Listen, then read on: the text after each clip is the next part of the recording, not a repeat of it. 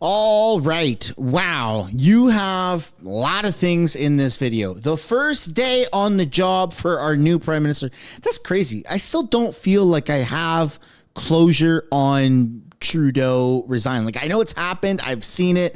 Maybe there's just a lot of stuff going on in my life too, with all the media attacking me and the premier of British Columbia also attacking me. And then my Christmas vacation coming to an end March 9th. So there's a lot of moving parts in my life, but maybe you also don't feel the closure of Trudeau leaving. Like, it's no longer Trudeau. It's actually Marc Carney. Am I tripping, or does that just feel weirdly wrong? Welcome back to the channel. Welcome back to another video, everybody. Before we get into it, I do want to encourage you all to hit the like button and subscribe if you haven't already. It does really help grow the channel. We're taking a look at our new prime minister's job, his first day on the job, how he appointed a new chief of staff, which is going to be a familiar face for all the wrong reasons, and this freaking crazy speech that Pierre Poilievre gave yesterday, where he just freaking nuked Marc Carney. So let's get right into it, starting with first day on the job. What is the Sir Lord Carney, right? Because he's such a big elitist. We're going to call him Sir Lord Prime Minister. Just had a long meeting with the Prime Minister. We discussed the most important issues for our country, obviously including Canada and U.S. relations, issues of national security, and yes, the transition between the Prime Minister and myself. That transition will be seamless and it will be quick. Brief remarks from the new Liberal leader as he meets caucus on his first day on the job. We are a Liberal team, and so it's incredibly important for me to hear directly from the members of caucus the concerns of Canadians on the ground, their priorities. Marc Carney has a big task ahead of him, with the Liberals likely to call an early election, though nobody seems to know the details. Again, that's a decision that is left to the leader of the Liberal Party of Canada. How quick do you think the transition will happen? These are questions better posed to those who are in charge. One piece of the puzzle seemingly falling into place. There are reports former Public Safety Minister and Toronto MP Marco Mendicino has been tapped to be Carney's chief of staff during the transition. If the Prime Minister, say after Marc Carney is appointed, if the Prime Minister goes to see the Governor General and advises her to trigger elections, she's almost certain to say yes. An election could be called before Carney even takes office. Justin Trudeau could ask Governor General Mary Simon to dissolve Parliament before leaving office. Opposition parties say they're ready. If Mr. Carney was to start an election in the coming minute, let's wait. We're ready. Let's go. We're in the best financial position that we've been in a number of years, probably since 2015. And so we'll be able to run a fully funded campaign, the best campaign funding that I've had as leader. So I'm looking forward to a well-funded campaign, and we're ready to go. Pierre Poilievre, meanwhile, is taking aim at Marc Carney's work experience, arguing Carney has been on the wrong side of economic history more often than not. Canadians have a choice in the next election. Do they want to give the Liberals a fourth term in power after they drove up housing costs, food prices, and taxes, blocked resource projects, and made us more reliant on Trump's America? Or do they want Canada First Conservatives? In Ottawa, Xiaoli, City News. Yeah, I think people are fed up with the elitist Liberals, especially Sir Lord Carney, and they for sure are going to want a conservative government. All signs are leading to Pierre Poilievre winning, right? And yes, you are seeing a interim bump in the polls with Marc Carney. The moment that the distance from Trudeau gets elongated, who speaks like that? The moment the distance from Trudeau increases, elongated. What the hell's wrong with me for saying that? And they get back into question period in the House of Commons, and Pierre Poilievre gets to finally debate Sir Lord Mr. Carney, right, our new Prime Minister. People are going to see for themselves that this guy's a schmuck. He's Trudeau 2.0. There's no way he's going to be stand on his own 2 feet and go toe-to-toe with the master wizard with all the wordsmith, Pierre Poilievre. It's just not going to happen. And so, I can't wait for the prorogation to end and for them to get back in the House, man. I got to see it. I need my fixins. And speaking of fixins, you have the new chief of staff that's been appointed to Mark Carney, Marco Mendicino. Here's a clip to show you what exactly is happening. You and your cabinet colleagues got that said, no, we need the Emergencies Act now? Well, at the time, we were looking not only at one particular port of entry, but the entire country. We had Emerson, we had Coots. You got it. Yeah. White Rock at the Pac Highway in BC, where, by the way, people who were engaging in the blockade had taken an armored vehicle and rammed it into a barricade that had been set up by the CBSA. Yeah, right. Real threat not only to law enforcement, but to other people who were trying to get through. We had the situation in Emerson, in Manitoba. I recently had the chance to go there, where there were obstructions to important critical supply chains. Okay, so anyways, the point of this, the TLDR, it's boring, it's Marco. Look, we're going to move on from him. The reason I'm bringing him up is because he's coming back into the picture, all right? So this just hit the shelves a few minutes ago. That's why I won't go. That's why I'm going live. It's because of you, Marco. My heart goes out to you. Insiders say Mark Carney has a new chief of staff and he's a Toronto MP. Carney is currently meeting with Prime Minister Justin Trudeau ahead of meeting of the Liberal caucus in Ottawa. Why are they even using Trudeau's name anymore? Come on. I mean, I used him in the thumbnail. Never mind. Undo that. Mark Carney's chosen a Toronto MP and former public safety minister Marco Mendicino as his first chief of staff. The first pick that Mark Carney does is Marco Mendicino, who illegally invoked the Emergencies Act when there was a trucker convoy and a peaceful protest that took place in Ottawa. So right now, let's look at what's actually on the table. An ongoing trade war. And we all know that this is grounds for using emergency powers. It's come right out of the horse's mouth. The horse's mouth, Mark Carney himself. He has said that he could use emergency powers. He wants to use emergency powers to finish certain projects. Well, what does that even mean? The pipeline? You're against the pipeline, bro. You're a climate radical environmentalist freak. No. So what does emergency powers look like? Well, we all know that trade war is going to affect the Canadian economy, and we're bracing for it. But Trump keeps going, well, we're going to pause it for right now. It's coming. It's coming hard. It's going to come. So at some point, eventually, when we do get hit with the full effects of these tariffs and we have reciprocal to the reciprocal to the reciprocal, whatever the hell is going on, we're in a trade war. It's going to hurt our economy. That's grounds to use some form of emergency powers. So who do they take the bag, or who do they bring out of the bag as the first guy, right? It's like in school and you get two leaders and you get to pick your team. He's picking all the freaking rejects from the last administration. Like, this is nuts. This is nuts. I can't believe it. They're picking the guy who illegally invoked the freaking War Measures Act. Come on, man. In a time where he can actually invoke the War Measures Act because of a trade war. Oh, we're so freaking screwed. After a landslide victory, Mark Carney meets with Trudeau as transition to power begins. Liberal MP Marco Mendicino serving as chief of staff through the transition, sources say. This is freaking nuts, dude. Prime Minister-designate Mark Carney met with Trudeau Monday as new Liberal leader takes the reins of power after a landslide victory in Sunday's party election. Carney told reporters at Parliament Hill that the meeting was long and they discussed the most pressing issues of the day, Canada and U.S. relations, and another matter of national security. He said the government handover will be seamless and quick, and he said his official swearing in will happen in short order. The good news is you'll be seeing probably more of me than you want, he joked.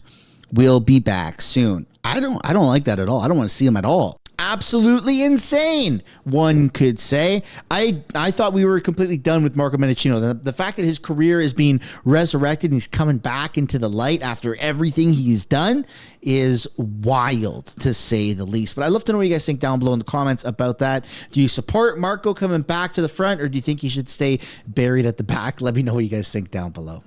And now we're going to take a look at this insane interview that Pierre Poilievre had, or I guess a speech that he gave, and then questions that he had with reporters on Sir Lord Carney and the current state of Canada. And he was even asked a very difficult question, right?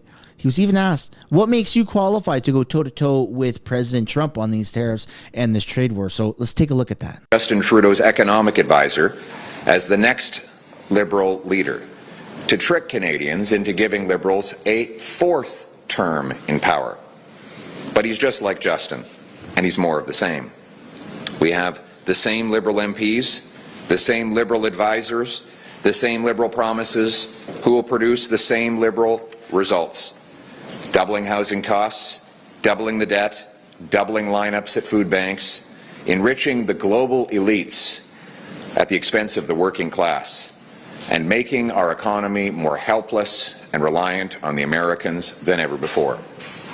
Whatever you do, do not say make our economy great again. Oh my God, he's going to get eaten alive by the media if he says that.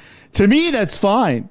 To me, yeah, that's great. Say make our economy great again. That's a phenomenal statement. Like, just objectively speaking, our economy is not great. Our economy used to be great. It would be nice if he were to be able to make our economy great once again. Maybe throw in once again. But he's got to be careful, because everything Pierre is saying, if it's at all close or similar or a little bit adjacently parallel to what Trump has said or is currently saying, then he gets immediately lumped into MAGA. He's MAGA, right? And look, I don't inherently have a problem with MAGA. Hell, I was accused by the media of being MAGA myself. Maple MAGA or whatever the hell, CTV, which is still mind-blowing, right? I got called MAGA by CTV or Trump enthusiast or whatever. I like Trump. I think that he's a freaking wild card and he's very entertaining. But I think Pierre needs to, man, Canadians are so fragile. You're not fragile. I'm not fragile when it comes to this stuff.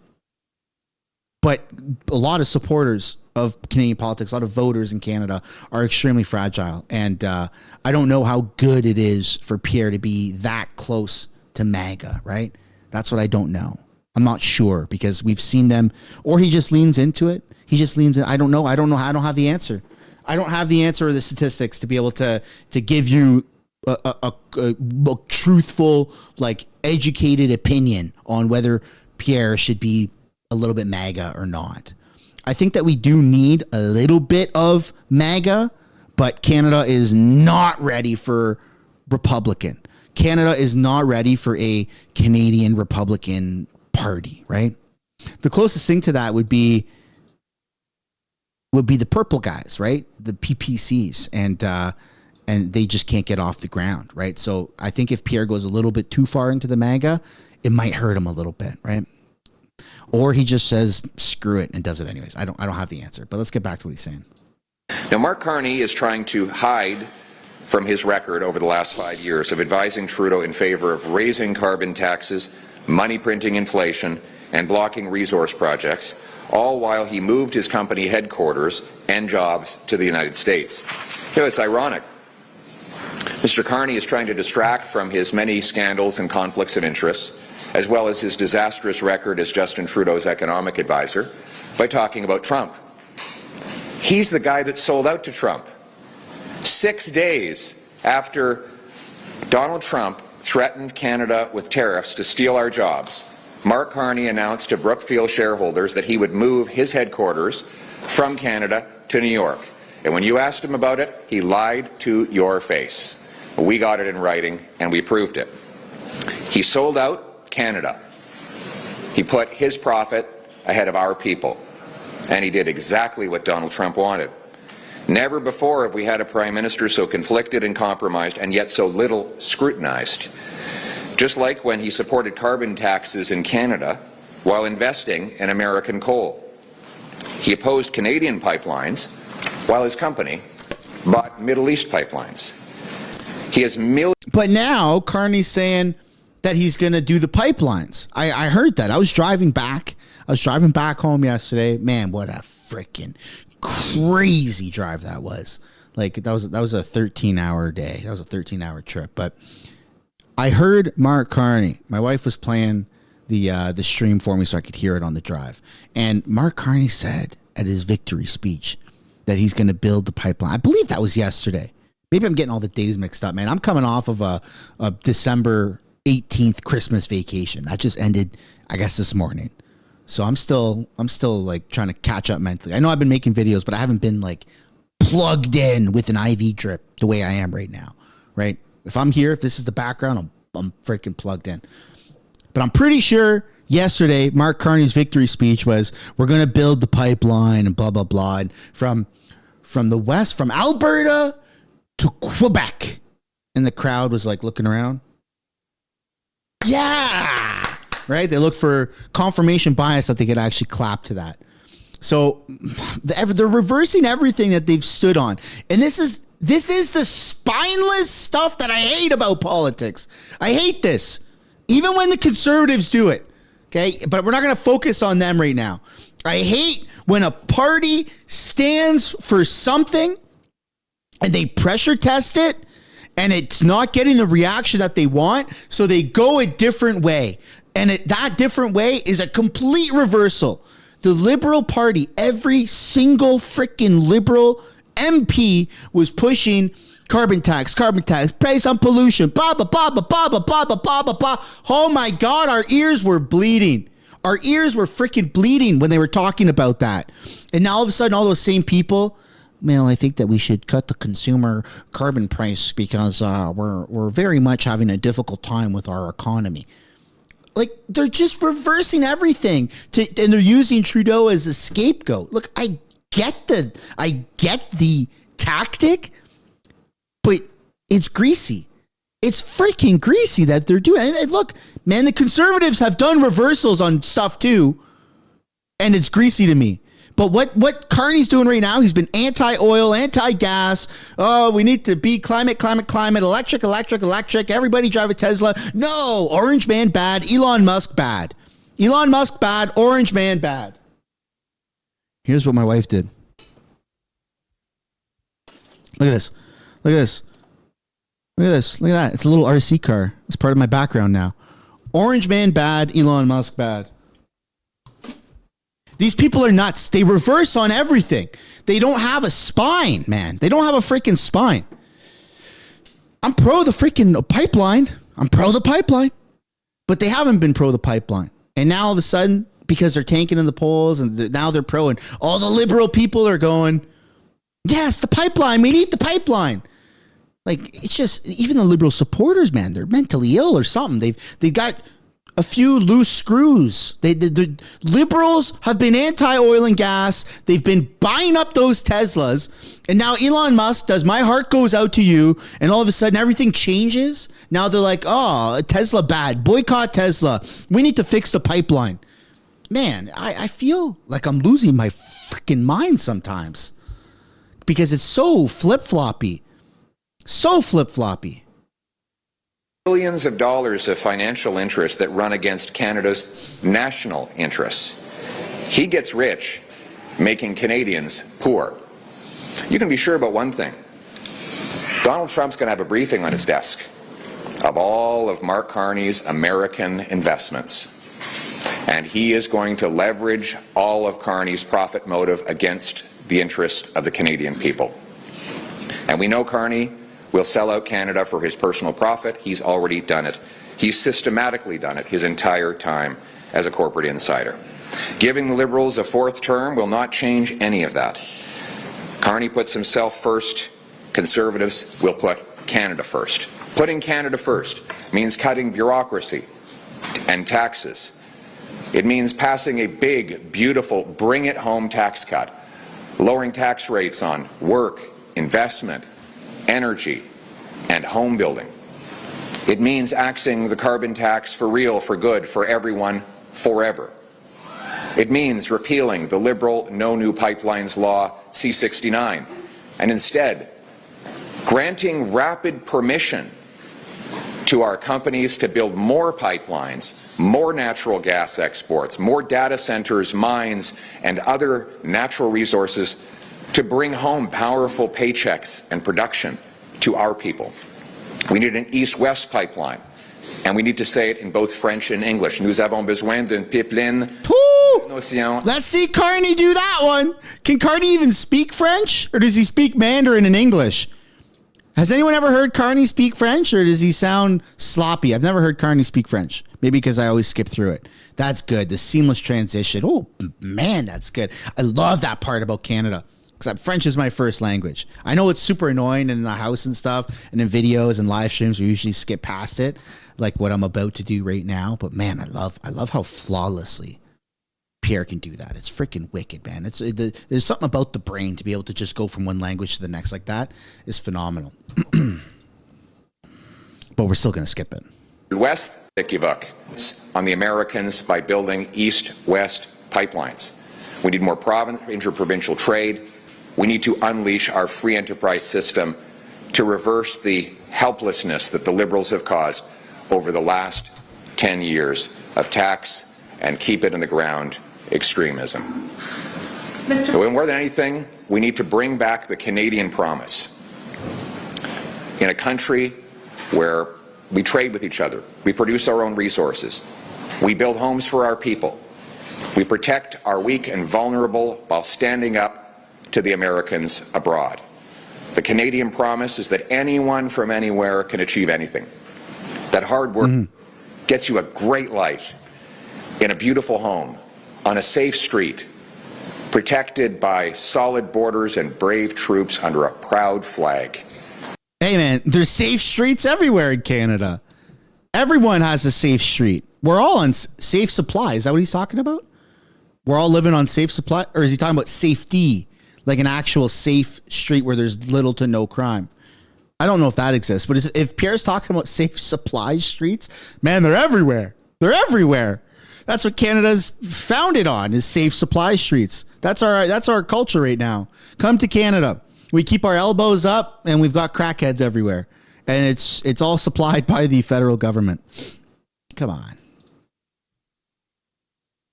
Canada. Let's bring it home. Mr. Poilievre, what economic and diplomatic experience do you have to go up against Donald Trump? Great question. Great question, because yes, Pierre has been a career politician since he's 24 years old, right? We know that about him. We know that Pierre has not had another job and that's what the media's told us, right? They've said you haven't had a real job, or Trudeau and Singh and Freeland and blah, blah, blah, blah. They've all said that. So what makes Pierre qualified as a career-long politician, which I don't like career-long politicians. Chances are you don't like career-long politicians. We want a regular guy.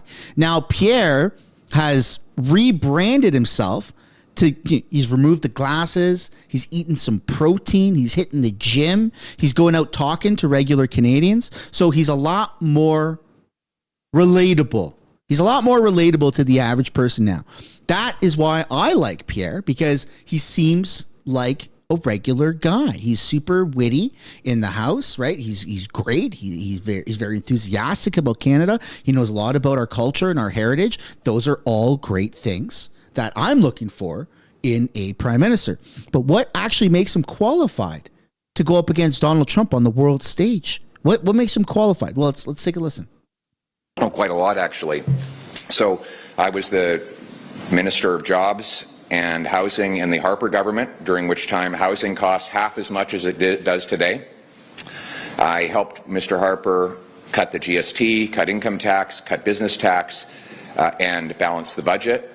Over my time in Parliament, I've been scrutinizing and studying the books on the Public Accounts Committee, the Operations Committee, the Finance Committee. And if you want any proof that my economic ideas are the best, the Liberals are all trying to pretend that they're copying them right before the election. All the big economic questions of the last 5 years, Marc Carney has been wrong and exactly wrong, and I have been right. I said 5 years ago the money printing would cause inflation. He said deflation was on the horizon. I turned out to be right. I said the carbon tax would drive up food prices, and it did. Drove them up 37% faster in Canada than in the United States of America. I was the first parliamentarian to predict that we would have the inflation crisis, while Carney, Freeland, Trudeau, and others were saying that we would not. I was the first one to be, along with my Conservative colleagues, fighting for pipelines. Pipelines now everyone claims that they support after opposing them for the last 10 years. So if Mr. Carney is so smart on economics, how is it that he was so wrong for so long on all of the economic issues. One thing I don't have... Until right now, right? Because now everything that Mark Carney stood on for the past 10 years, he's just completely reversed. So pipelines are no longer bad. Pipelines are great. But he's still a climate freak. Unless he's talking to a more conservative audience. And pipeline and oil and gas is great. Look, I just saw somebody in the comments say that Canada is doing the exact same playbook as the Democrats in the United States. One is bait and switch the leader. Trudeau just got Joe Biden. Bye-bye. See you later, right? Don't let the door hit you on the way out. Enjoy your ice cream. 2 is build your entire campaign on Orange Man bad. Liberals are doing that really hard. And then 3 is to claim to adopt conservative policies. And I think I remember this as like days before they did the American election. Kamala was like a last-ditch effort. I'm going to legalize marijuana federally. Like she just tried to throw that out, if I'm not mistaken. Right? I don't think Trump ever said that. Dude's stone cold sober. He doesn't care about that stuff, right? Not to say if it made sense, he wouldn't consider it to legalize it federally, but I'm pretty sure Kamala just tried to do like a last ditch effort like what Trudeau did, right? Tried to campaign on that. And to be honest, that alone probably really helped Trudeau get elected 9 or 10 years ago, right? But obviously it didn't work in America. So I'm getting confirmation that that's exactly what she did. And so there you go, right? And I just feel like all of these reversals now, if you objectively look on a piece of paper, what Pierre is saying, even in this speech right now, and what Carney and the Liberals are now saying, there's a lot of parallels. There's a lot of parallels. And this is what's so scary about an upcoming election is if people have been fence sitters on whether they want to vote Pierre or not, now that Trudeau's out of the way and there's this new guy who's, going to solve all of our issues. He solved the banking issue, or at least they claim that he solved the banking issue back in 2008. And then he solved the banking or the financial issue and crisis in England in 2013. All of these headline little brochure things, they're probably going to be a lot of people that now that Trudeau's out of the way, they're going to gravitate back to the Liberal Party. And that's what's so scary. That's what's so scary. We need to get Pierre and Carney in the House ASAP, and they need to start debating people. They really need to get back into that and start debating each other, because that's going to give the Conservatives that boost again. Not just the little sound bites and the clips that do phenomenally well on this channel and the other 17 channels that I have, but because it's a platform for Canadians to watch what's going on in politics. I don't think the House of Commons and Question Period has ever been as popular in Canada as it is right now. Like, people are loving the debates. I know it's sissy stuff. It's questions without answers, and it's fake, and it's dumb and blah, blah, blah. But it's an opportunity to see real questions being asked in live time, no edits, and how these politicians can actually handle the stress of being debated in real time. That's something that I really cherish and appreciate over the American system and other countries' parliamentary system or what they've got going on. I love the fact that we have Question Period and you can't hide from the debates for too long. It's going to be freaking awesome. But chances are he's probably going to prorogue again, and you're not going to see him debate in the House, and they're going to control the media and the narrative and whatever happens, right? But okay, let's continue. Experience with is taking jobs out of Canada, moving them to the United States, selling out our resource workers to support Middle Eastern resource workers. That's not the kind of experience that I have, but that's not the kind of experience that we want. Despite what you're saying, recent polls are showing that more Canadians trust Marc Carney to deal with Donald Trump rather than you. Why do you think your message is not cutting through and getting through to Canadians? Canadians have a choice in the next election. Do they want to give the Liberals a 4th term in power after they drove up housing costs, food prices, and taxes, blocked resource projects, and made us more reliant on Trump's America? Or do they want Canada First Conservatives who will axe taxes, build homes, unleash production of our resources, and bring home paychecks, production, and sovereignty to our country? Mr. Poilievre, what instructions have you given your caucus members and your candidates about wearing MAGA merchandise or using MAGA slogans? Well, my instruction is that we should put Canada first. We want to put our country first, stand up for our country against both American aggression, but also against the destructive liberal policies that have made us helpless and reliant on the U.S. I have also made it clear to my members of Parliament that we should favor bringing jobs back to Canada, not move them to the United States of America as Mark Carney did when he had the chance. Do you still think we're going to have a carbon tax election, considering Mark Carney says he's going to scrap the consumer one? We are going to have a carbon tax election because Mark Carney has proposed to add another industrial carbon tax on top of the existing one. In days, Donald Trump could impose tariffs on Canadian steel. At the same time as Mark Carney says that he wants a new carbon tax on Canadian steel. By the way, it's not me that says his tax would apply to steel. It's him. In an interview he gave to CTV in Atlanta, Canada a month ago, he claimed that taxing steel was a great idea because people, he says, don't use steel anymore. Well, this building would come crashing down without steel. Automobiles would be impossible to make without steel. Our civilization is, the bones of our civilization is steel.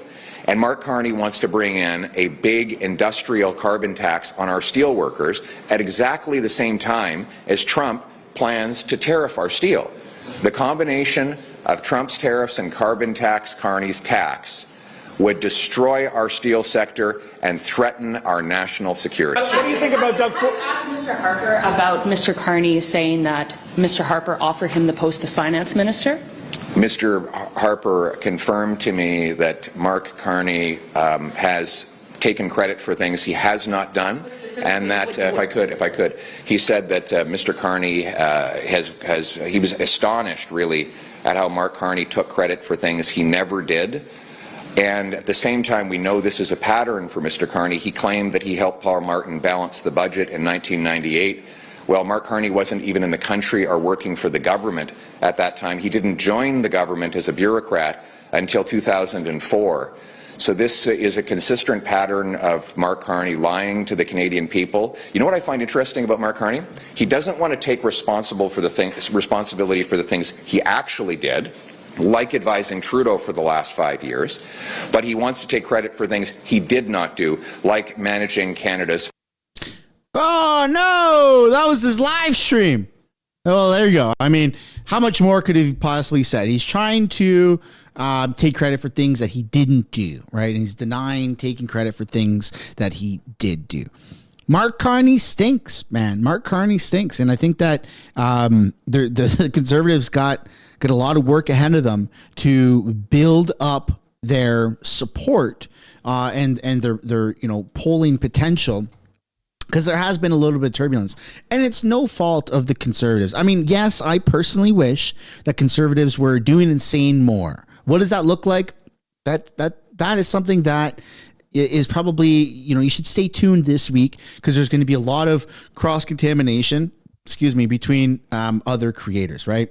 There's going to be a lot of mix and matching of podcasts. All the other Canadians that are in this niche, there's going to be a lot of collaborations that happen this week to discuss some things. So stay tuned for that, because bouncing ideas off with other creators, I think that there's going to be probably some really good advice that people are going to come up with, and it's going to be publicly available for the Conservatives. I do personally think that they should be doing more and saying more. That, ladies and gentlemen, is the end of the video. I hope you enjoyed it. If you did, be sure to drop a like and subscribe to this channel, and I'll see you all later on. Bye for now.